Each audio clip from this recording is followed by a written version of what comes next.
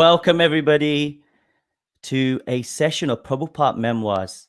These sessions are dedicated to Srila Prabhupada, where we hear directly from his direct disciples of actually some intimate pastimes and to help us connect more closer to Srila Prabhupada.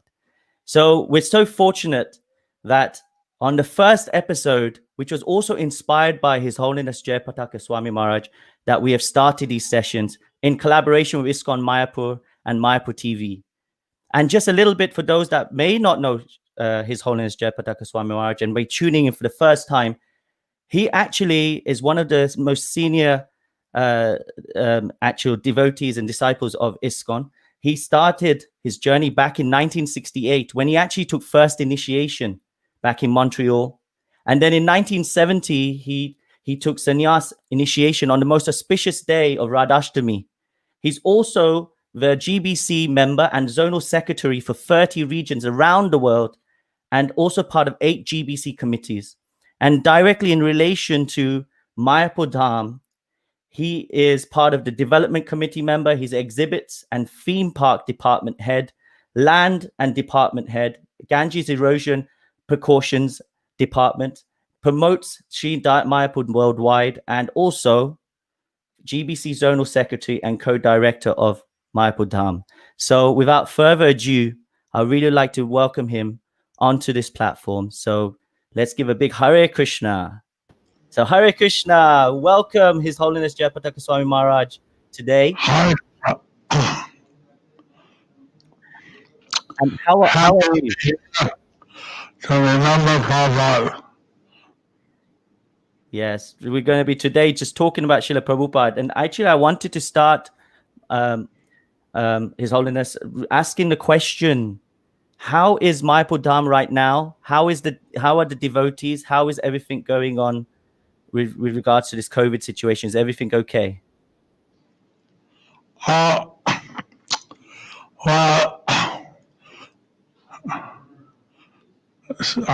recently the government has allowed limited access to places of worship. So we allow a certain number of visitors from 10 a.m. till 7 p.m. They have to observe social distancing. Some days it's complete lockdown. Naturally, financially, our situation is a bit hampered because we have so many calls, so many people to maintain. Well, we are mainly maintaining through various enterprises serving the different pilgrims. Now, during the COVID crisis, there's not many pilgrims, and therefore we actually spend more than what the pilgrims give. Otherwise, few for 100, 150 a day, or used to be millions a week. Wow. But we're giving help for prasad distribution and devotee care from different devotees in Bangladesh and Australasia and Europe, the UK. Somehow we're pulling on. Now that's really amazing to hear. And you yourself have been part of the Mayapur Dham project since 1970, when Srila Prabhupada instructed you to, the words I would quote, "I have given you the kingdom of God, now develop it." So how did you feel when you heard these words, His Holiness, on this? How did you feel when these words came to you? Well, for the first 2 years in India, I was in Calcutta, and then we gradually got the land in Mayapur. So Prabhupada transferred me there 1971 or 72, I forget. So when he said these words, it was something very amazing because, you know, you don't think that you can develop a spiritual world. You think that it's an impossible task. But Prabhupada, he gave me many unlimited services. And so I've been trying to develop my Verdant. And I've been having a lot of God brothers, God sisters, and different devotees have been helping me and have been dedicated to carrying out Prabhupada's vision. I'm sure that during these upcoming Prabhupada Memoirs, you're going to be discussing with some of the other God brothers and God sisters who are part of Mayapur in the beginning days. I was very inspired to be in the Holy Dham of Mayapur. And naturally, when Prabhupada said that you develop it, it was overwhelming experience. Prabhupada's idea was that we do something wonderful here. He said we would have 50,000 people. We'd have 25,000 residents and 25,000 daily guests. So at that time, we're living in a grass hut. That hut is still there, and we had 5 or 6 devotees. So the idea of having 25 devotees then was something beyond imagination. But Prabhupada, he said, no, he was living in a grass hut, and he said, this hut is in the mode of goodness. This hut made of bamboo, grass, it's in the mode of goodness. And we're building guest houses out of stone, brick, sand, cement, steel. This is the mode of passion. But who will stay in grass huts? To have a successful project, we need to have facilities to house the devotees from all over the world. He was saying this was his United Nations of the spiritual world. So he had a great vision. Today we have 7,000 devotees living in Mayapur. So from 5, 7,000. That's now having 25,000. It doesn't seem so impossible anymore. 100%. Wow, that's so amazing. So this grass hut was made of goodness, in the mode of goodness. So are we talking about the Bhajan Kutir here, Yeah. Maharaj? Yes. And this hut that was. If people can understand what I say, because I had some strokes and part of my face is paralyzed. So if people have difficulty understanding what I say, send a message to the interviewer. And Yes, please just. Yeah, if anyone's having trouble, please do message through, and then we'll try and arrange that facilities. But you're coming out clearly here, Maharaj. Thank you so much today.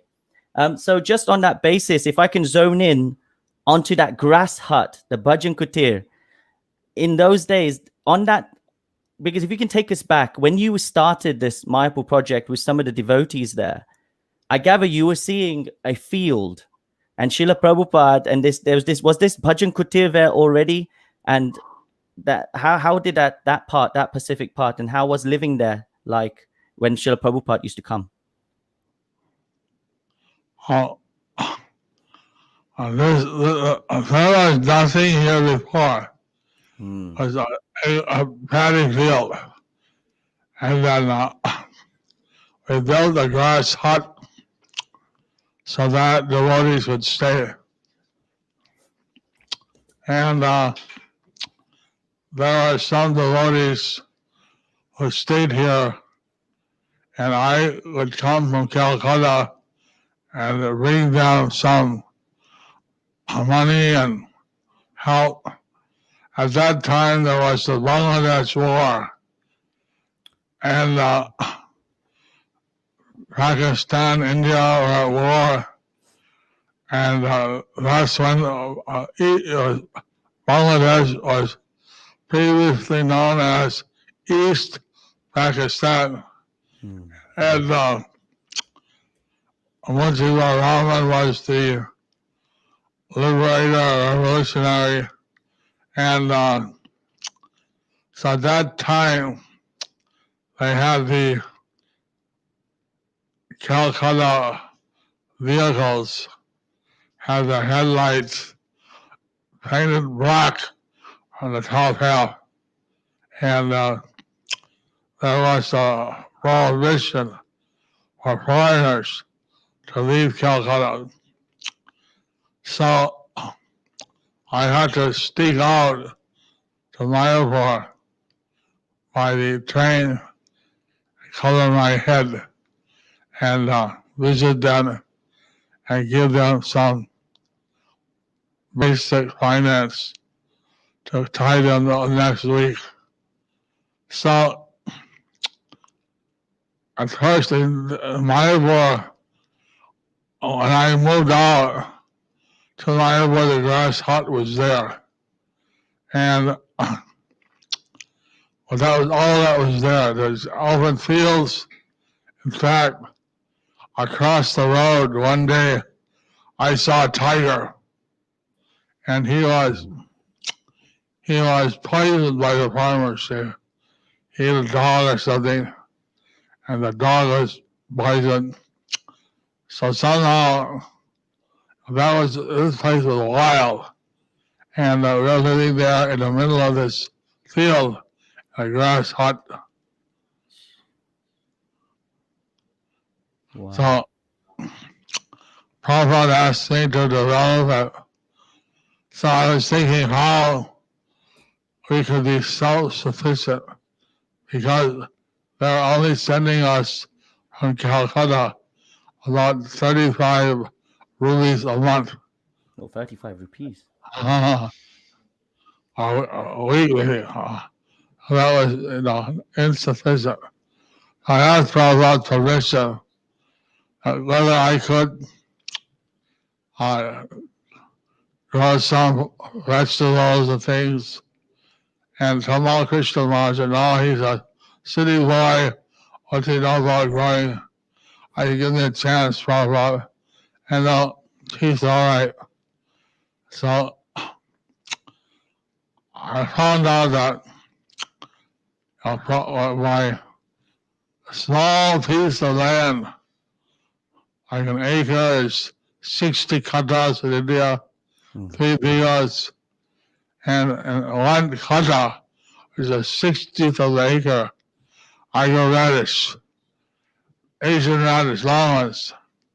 And the radish, you could use the greens as a type of spinach. Radish you could take as a salad or cook it.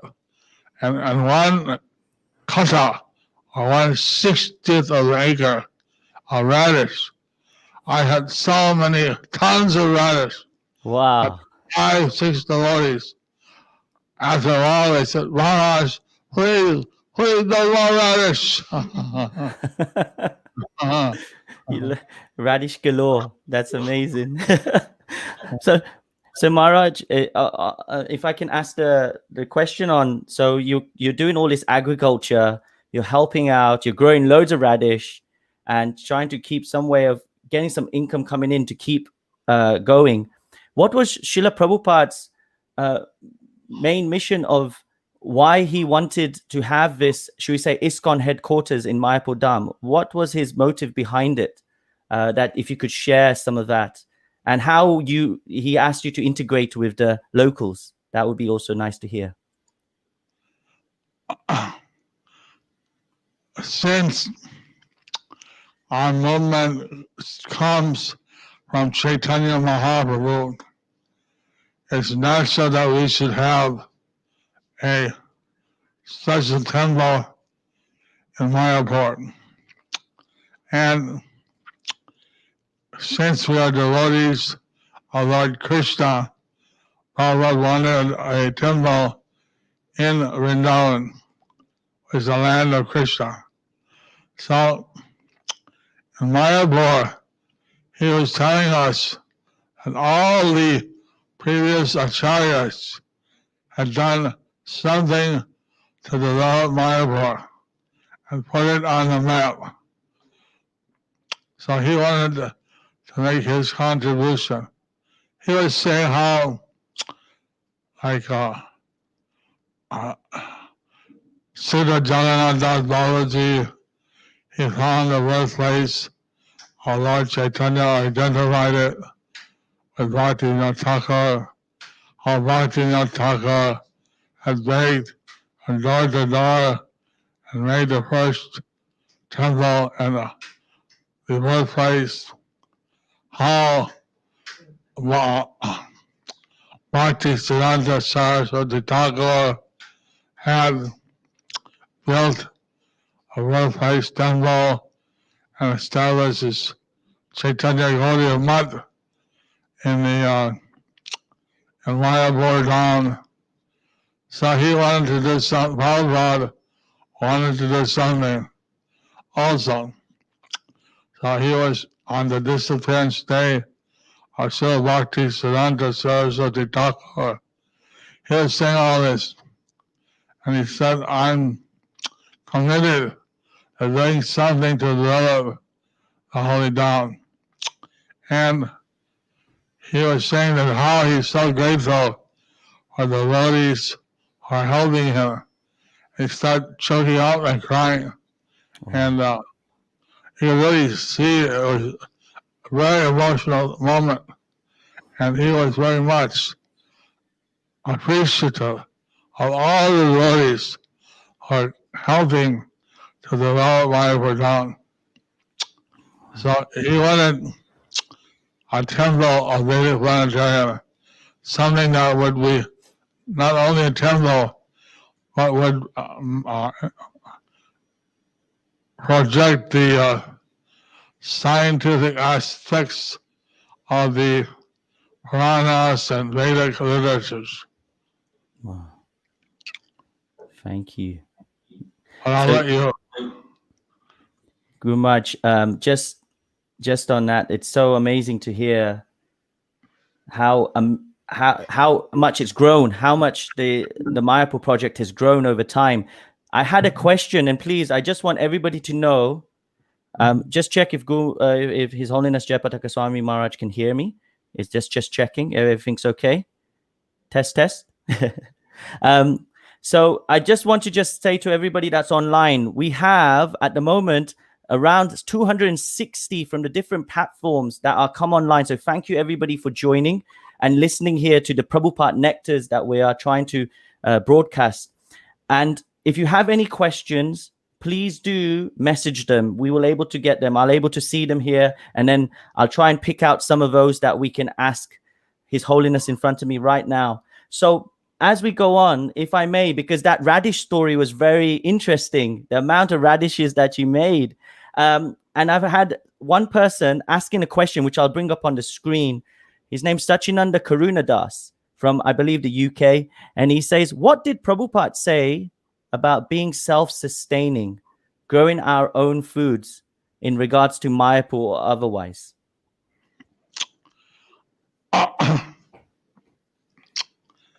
He encouraged that. he said if we grow our own food, that food would be karma free. And he was encouraging that we should grow our own food. At the same time, his idea was that we would create a city in Mayapur. And it was in Haridas. He said that in Haridas will take an existing village and make it Krishna conscious. In Mayapur, we're building a city, and in Metzal and near Hyderabad in Andhra Pradesh, at that time they had given us 650 acres. He said, there we will make our own village, Krishna conscious. Prabhupada had a broad vision about what he wanted to do at different places. So, although he did say that Mayapur should be self-reliant or whatever, at the same time he said we're building a spiritual city. So we thought that somewhere we should have a dedicated area like 600 or so acres, which would grow food for the city.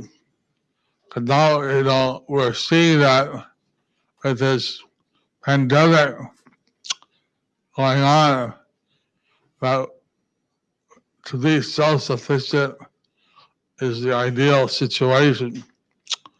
At least we should provide for the deities, for the core devotees, and so that's something that Prabhupada envisioned, that every temple around the world should have a farm, and that a farm would grow food grains and the vegetables and provide the milk products.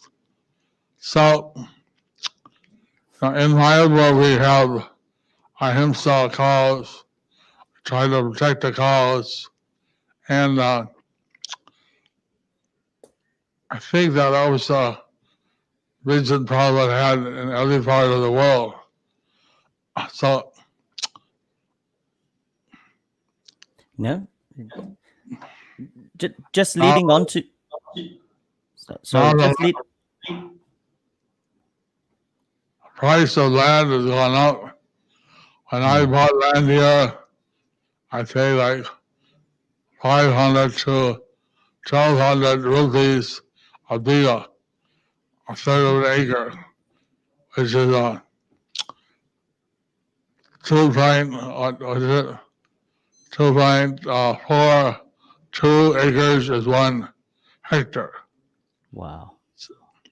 I think. So at that time, land, now that we have so many devotees living here, the land price has soared, and now 1 acre costs, like 1 kata, a 60 acre costs about 10 to 14 lakhs. Oh. I used to buy 20 katas for 500 rupees to 1,200 rupees. Now it's 70 lakhs per kata. That's amazing. So now that we've got all this land, and I just want to bring it on to the food for life aspect as well, because if I'm correct, Srila Prabhupada, even when he visited, and I'll ask you some questions on his specific visits, because he used to come for a few months in the Kartik months to Mayapur Dham every year, or as often as he could. There was a comment made, and I think directly to you, that nobody should go hungry in a 10-mile radius. And can I ask how that came about? Of course, we had all the lands now, and you're creating all this sustainable food for Bhoga to offer. But how did this instruction come about, and how did Mayapur Dham take that on under your guidance? He would generally come before Kartik or after Kartik. Sometimes a part of Kartik he would spend in Mayapur, but usually he would spend most of Kartik in Vrindavan. So one year he was still in Mayapur. I think it was the Anakut, called the Mountain of Rice, where we would observe the Govardhan Puja by creating a mountain of rice and circumambulating that. So there was a big feast for all the people, and they ate this mountain of rice. So some of the, behind the temple, the leaf plates were thrown. On those leaf plates, some people had left little portions of rice. They didn't eat everything clean. So Prabhupada was in his room, and he heard dogs barking and kids shouting. So he went and looked over the veranda. I saw that some of the village children were with sticks and fighting off the dogs. On one hand, on the other hand, they're eating the remnants thrown by the people on these leaf plates. And Prabhupada started crying. He said, how hungry they must be to eat, to fight off dogs and eat what people have thrown away, half-eaten remnants. So he said, no one should go hungry within a 10-mile radius. Because he said, Krishna is everyone's father. On the presence of the father, the children never go hungry. So please see that no one goes hungry around your temple. And this would apply to any temple of Krishna. So even during this COVID crisis, we're sending out 7 different small, I call hati gullies, like pickup trucks. And we'd send out 5,000-6,000 plates of prasad every day until the government said the situation became like grave. The number of cases increased. So they had strict lockdowns. Some days, I think,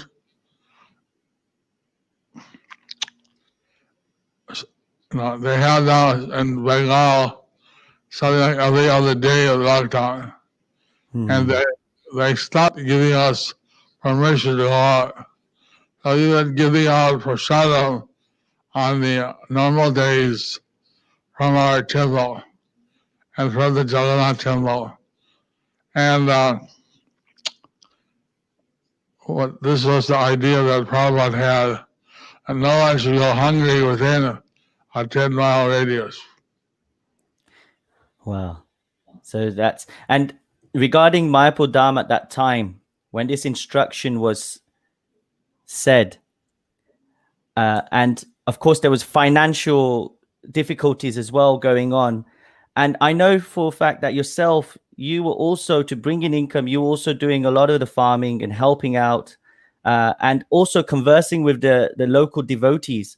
So just and people from the different mutts there. So I just want to just bring regarding helping to feed the individuals in the localities.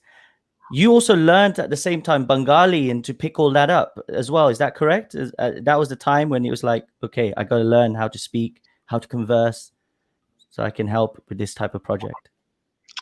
Well, since I was in Calcutta, from that time I started to learn Bengali.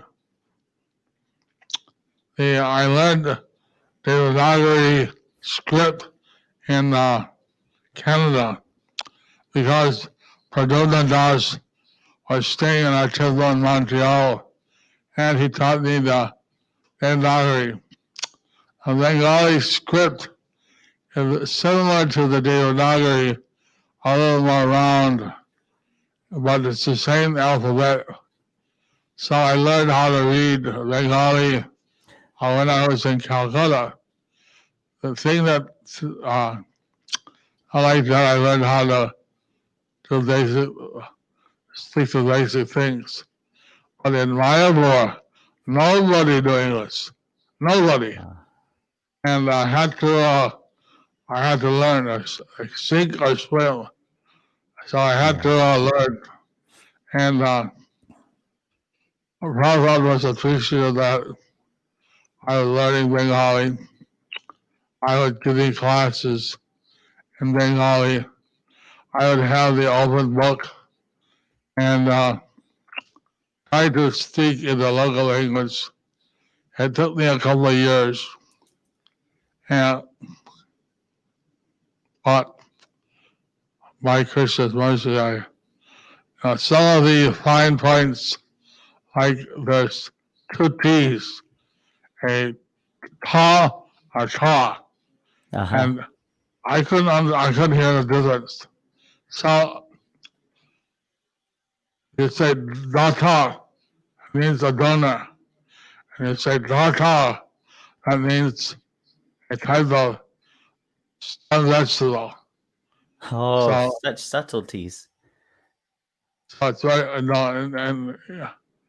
So I would say the wrong tea, and then they would say, what do you want to eat a donor for? So wow, so much you had to learn. And regarding the locals now, because you picked up the language and you're conversing, was that something Srila Prabhupada was very keen on? Because there's a lot of mutts or sects in that area in Navadweep, where we've got different organizations doing Krishna consciousness in their different ways. So what was how did you able to connect with him? What was Srila Prabhupada's instructions on this as well?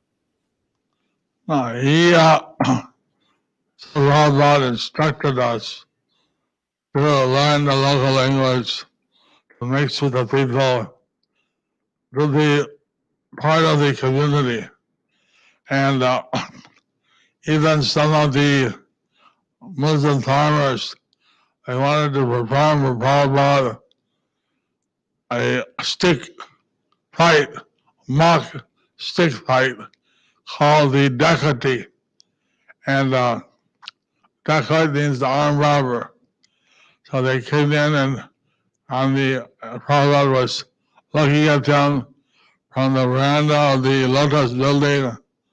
They were in the park, and one of them was putting kerosene in his mouth and swinging it out and lighting it up and flying out, and then doing a whole jump of da-da-da-da, as how like if you're robbing someone. Now, this had nothing to do with Krishna consciousness, but the fact that they are offering this to Prabhupada, he was watching, and he thanked them. So he was trying to appreciate the local offerings. So he was encouraging us to do the same. So I had a Muslim assistant, Chaku Sheikh, and I go around, I buy cars and things. And he tells some Hindu car owner, hey, he wants to buy a car for the temple, you should give a discount. And they would feel embarrassed that here, Muslim with a beard, he's telling them, give a discount for the car. So it was Prabhupada encouraged. He said people can live in our temple and practice Islam. They could do their namaz 5 times a day, but they should attend a Mangal Arti and they should chant japa. That's amazing. So Prabhupada had a very broad vision. Once he told me that there were so many grihastas here. At that time, he had many brahmacharis and sannyasi. So then I said, grihastas? He told me, think broad, think broad. God. So he had a whole vision that life or down would be populated by different grihasta devotees. Amazing. I see a few questions on the right. Yeah, I've had some coming through. And regarding Grihashta, as you just talked about the Grihashtas living, I'm going to bring one up by Pritika Parmeshwari Haripriya. And she asks, Guru Maharaj, we read at many places Srila Prabhupada's instruction in purport stating plain living and high thinking. What does it actually mean by plain living for a Grihashta living in cities? How this instruction can be implemented on a level for us regarding food? What's the last part? So the last part, how this instruction can be implemented on a level of our food also. So they're living in the cities. Our food also. How this could be implemented on the level of our food also.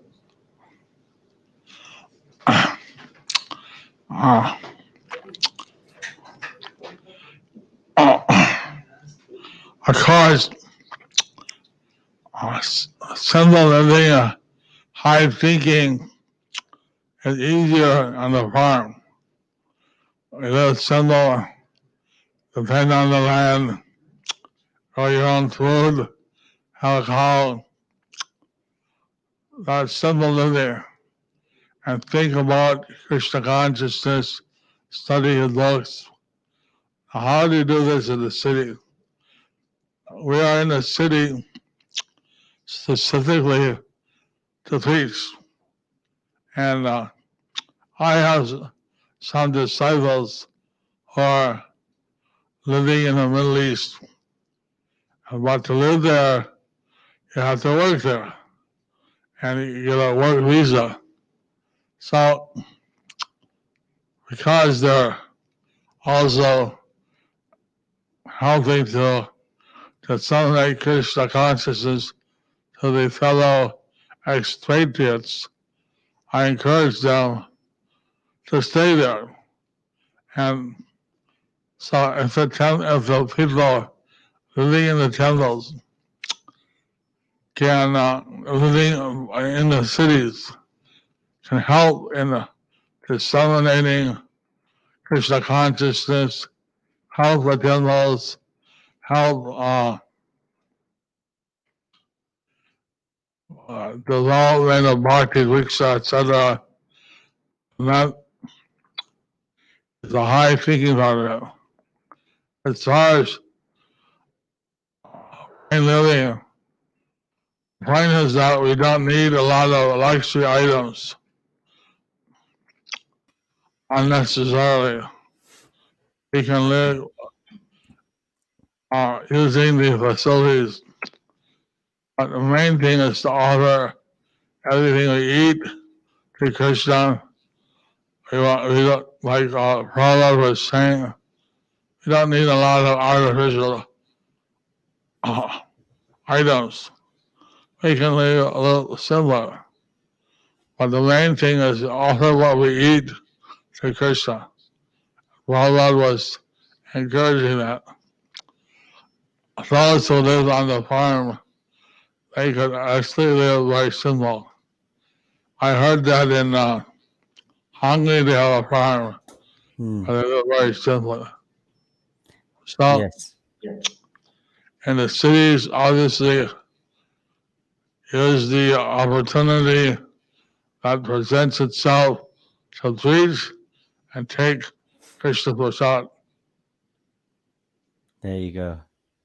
Thank you, Maharaj, for I that. was giving initiation, and we say no meat, fish, egg, And the person said, no meat, no fish and chips,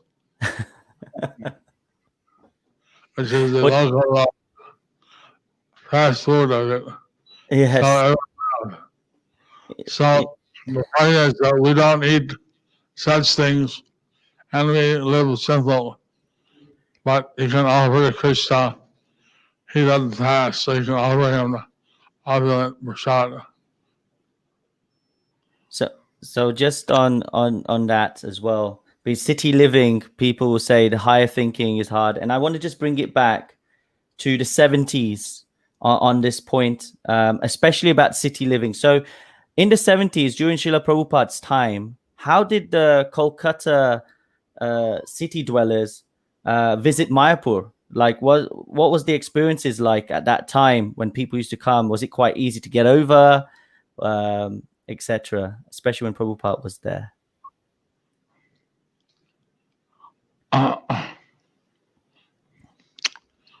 At first, there were only a few mutts in Mayapur. And we were following the city preaching in Calcutta. At that time, Prabhupada wanted to buy land in Mayapur because he wanted devotees to come, especially on the appearance day of Lord Chaitanya, and visit Mayapur. So I went there with Prabhupada, and he looked at the different lands, and he was not getting any help from his godbrothers. So somehow, some of the Muslim farmers agreed to sell the land to Prabhupada. And so he sent Tamal Krishna Maharaj and a couple of people to Mayapur to buy the land. And at that time, I stayed in Calcutta and was worshiping the deities, Radha, Gopinath.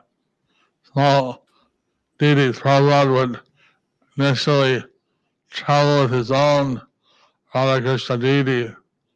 And later on, when temples had their own deities, then he stopped traveling. And those deities are still in Calcutta, the ones that Prabhupada worshiped and traveled with.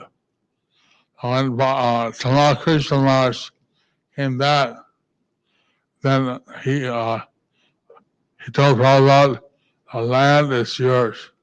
And Prabhupada was so happy.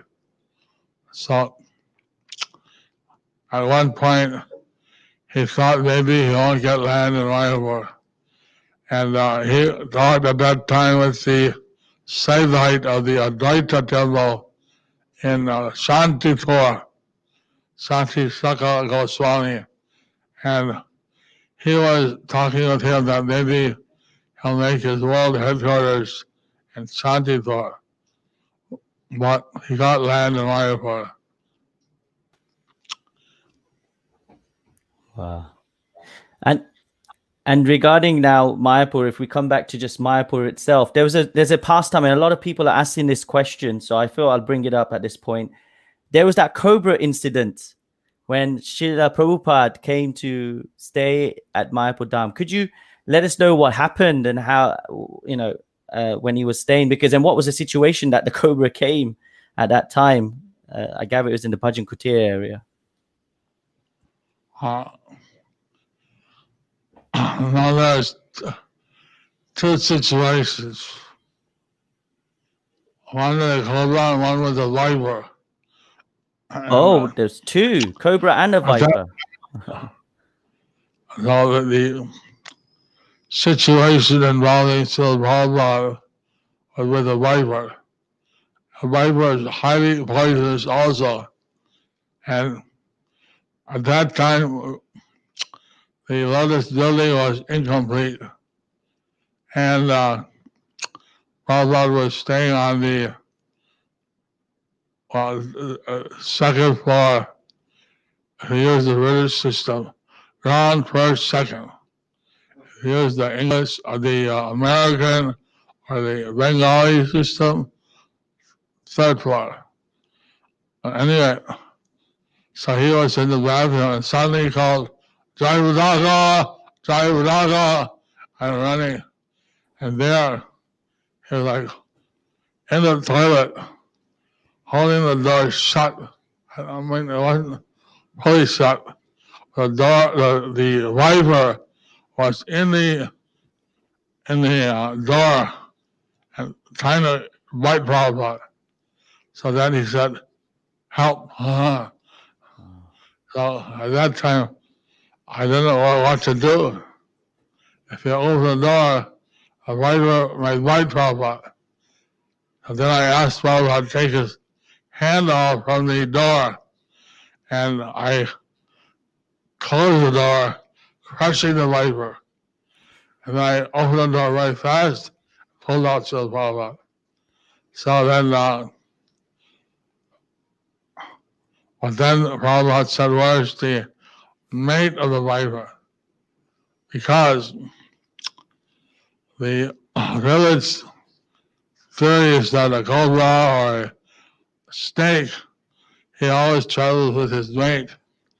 And if the mate sees the eyes of the snake, he can see the vision, the image of the last person that the snake saw. And then he or she, a mate, will try to kill that person. So that's why we had to find a mate, also burn the snake. Wow. So there's a viper, not a cobra, everybody. So because everyone's saying cobra. So thank you for clarifying. A cobra was in the big pile. At that time, we were building the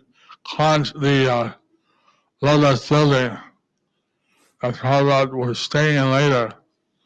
And the workers stopped working because a black king cobra had come out from the rig pile. So then I went down with a shotgun, but I couldn't see the cobra. It was high grass. And I said, where's the cobra? And Bhavananda was on the roof and pointing down. There! But it looked like he was pointing at me, huh? Amazing. I said, where? There! I said, tell me 10 o'clock, 5 o'clock, something. So you're 20 feet from you on 10 o'clock. So then I saw the snake, and it was a big snake, like 6, 7 feet long. And so then I shot the snake, but it was a double barrel shotgun. The first shot, it didn't actually, the snake, he raised up, was with his hood spread, and it looked like he was going to hit me. Then I shot with the other barrel of the shotgun and hit the snake. And then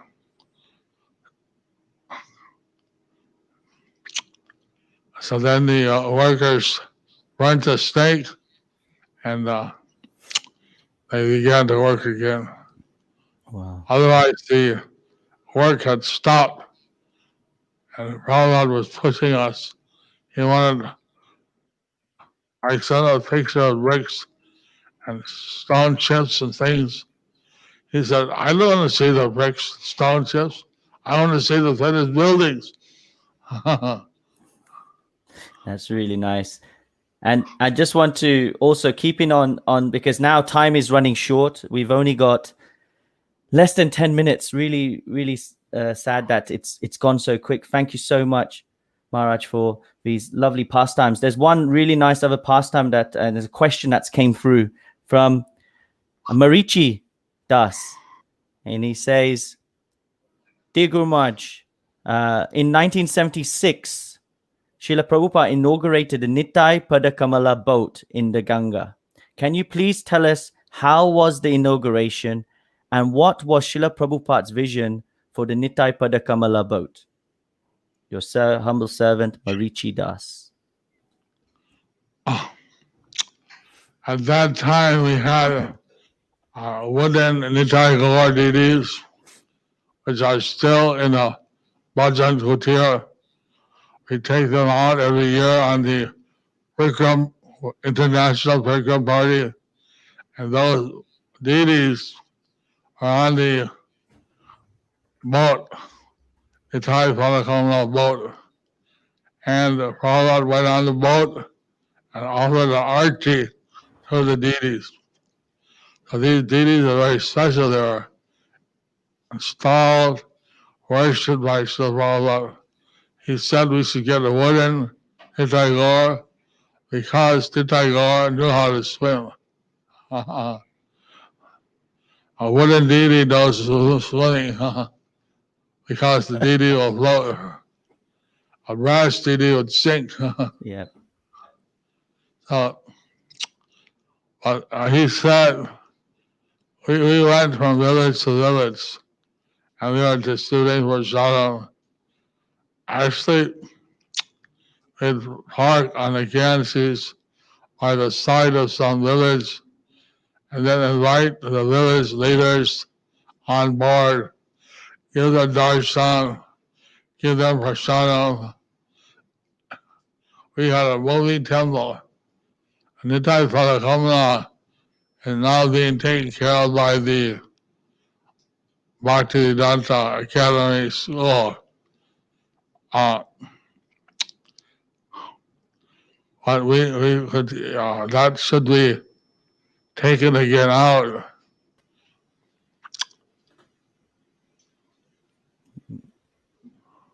Makes complete sense. And regarding now bringing on, because of time, I wanted to just bring on a point. We just talked about 1976. And last point I want to make is on about 5th of November, 1977, where yourself, you went to Vrindavan to meet Srila Prabhupada. And Prabhupada told you, I am making Bhaktivedanta Swami Charity Trust.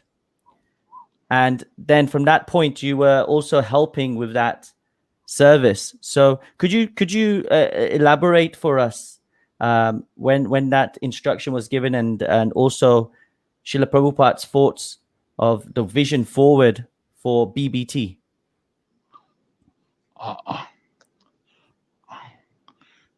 7 days before his departure, he established the Bhaktivedanta Swami Charity Trust, and he made me the lifetime chairman. So it has some main purposes. One is to develop the Navadip Parikrama and Navadip Dana. So he's been researching many hidden places in the Parikrama book mentioned, but we don't know where they are. So I located, Gauraga Prem Maharaj, different people have located some of these places, like place where the 5 Pandavas and Draupadi came, and now they're down the place of the where Lord Shiva was seen by Jayapataka Goswami, where the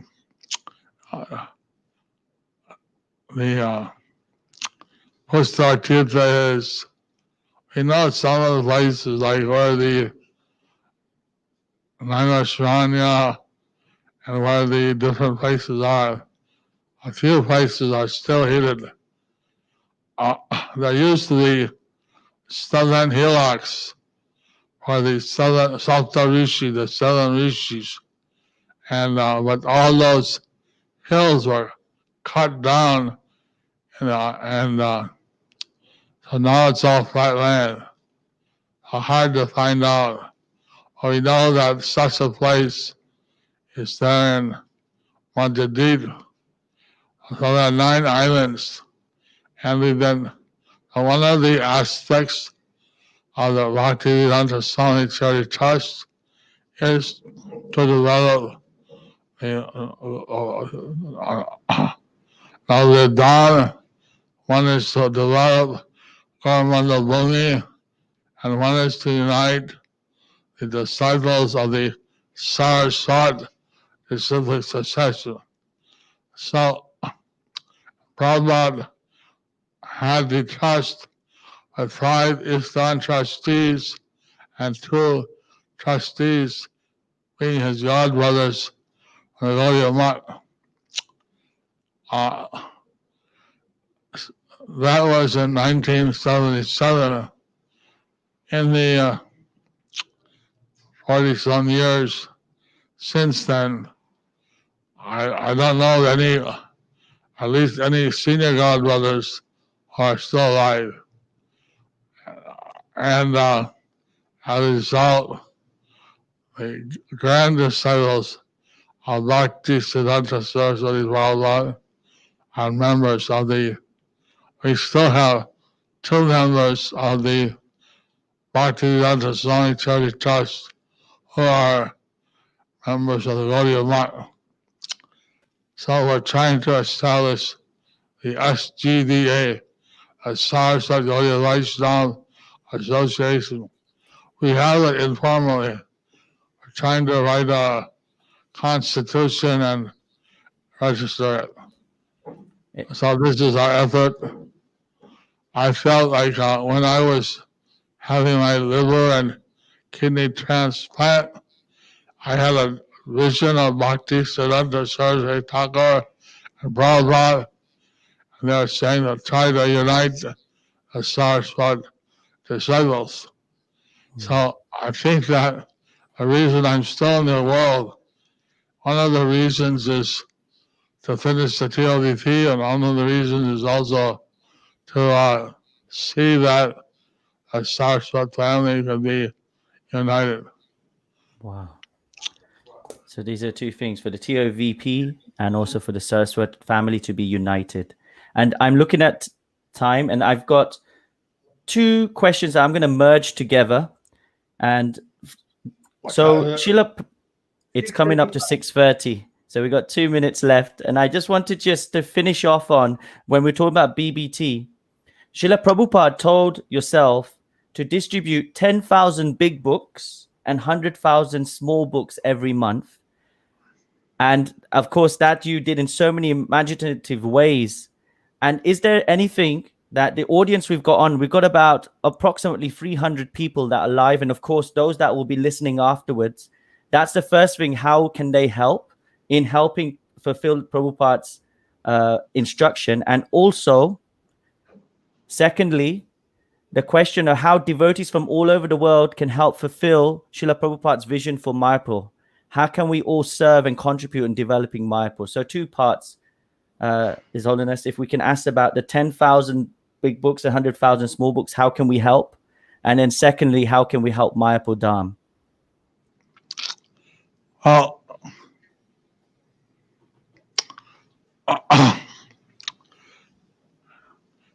You can distribute Prabhupada's books anywhere in the world.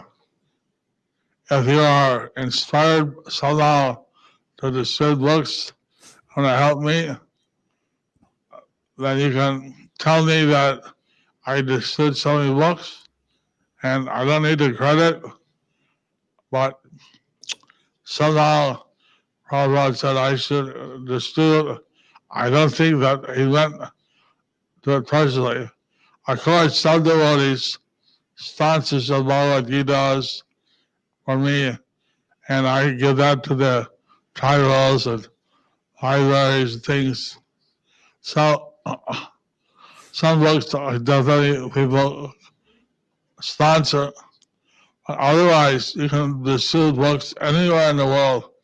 And if you are doing so to help me pay my debt, I will appreciate it. Credit can go to the local temple. That's all right. Very nice. So that's what, many devotees tell me that they're distributing books, so I appreciate very much. thank you. And we'll try to get the information of where you can, we'll put it onto the different channels, if how you can send your information of how many books you've distributed, and if you would like to contribute it to the totals here. That's 10,000 big books, 100,000 small books. And also just a few words, please, if possible, just how can this global community that we've got help serve and contribute in developing Mayapur, which is so crucial to Srila Prabhupada's vision? Well, definitely once this COVID crisis is over, come visit us in Mayapur. Definitely you can contribute your finances to the temple of Vedic Planetarium, and those who are disciples anywhere in the world. Amber Prabhu said 50% of their donation will go to the West Wing. I'm responsible for the Vedic Planetarium and the exhibition. And in the UK, our country Prabhu is part of our executive team. In America, we have different devotees, Amber Prabhu and others. Hari Sri Prabhu, Judah Karma, many people. So they can help by directly sending a donation to the TLVP. But if you're my disciple, please inform us, because outside of my zone, they don't know, they don't ask who's disciple. So we're not getting our 50%.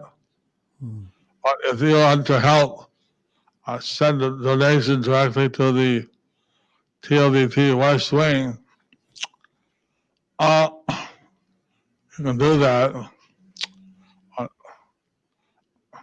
Okay.